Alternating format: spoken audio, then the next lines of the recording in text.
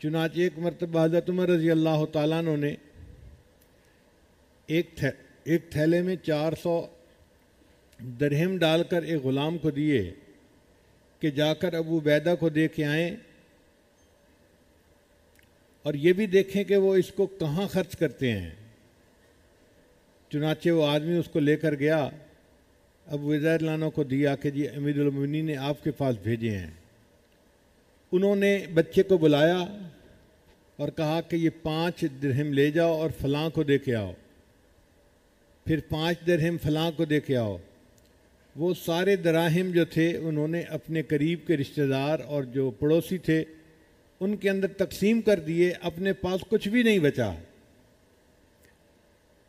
پھر انہوں نے معاذ ابن جبل عنہ کی طرف بھیجا اور اس کو کہا کہ ان کا بھی پتہ کرنا کہ وہ کہاں خرچ کرتے ہیں۔ وہ آدمی لے کر گیا، اس نے 400 درہم ان کو دیے، انہوں نے بھی 5 درہم کر کے سارے تقسیم کر دیے۔ آخر پر ان کی بیوی آئی اور کہنے لگی کہ جی آپ لوگوں میں پیسے تقسیم کر رہے ہیں، ہمارے پاس بھی تو کھانے کے لیے کچھ نہیں، ہمیں بھی کچھ دیں۔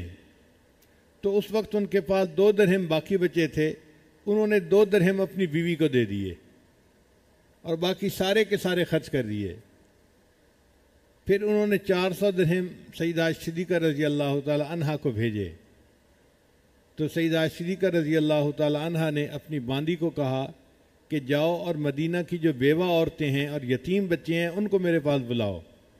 تو وہ بچے یتیم آ گئے اور بیوہ عورتیں آ گئیں، اور ام المومنین جس جگہ پر بیٹھی ہوئی تھیں اس جگہ پر اٹھنے سے پہلے انہوں نے 400 درہم اللہ کے راستے میں خرچ کر دیے۔